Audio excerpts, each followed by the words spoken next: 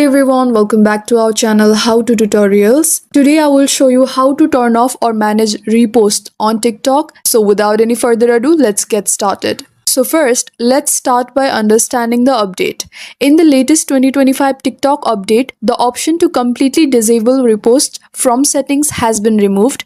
But don't worry, here are the workarounds that still work. So whenever you are commenting on a video, TikTok might auto-check also repost this video below the comment box. Just uncheck that box before commenting to stop your comment from reposting the video.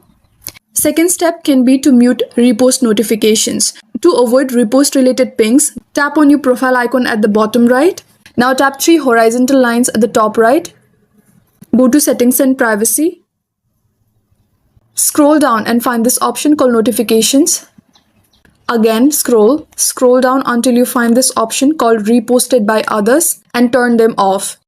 You won't stop repost this way, but at least notifications won't bug you.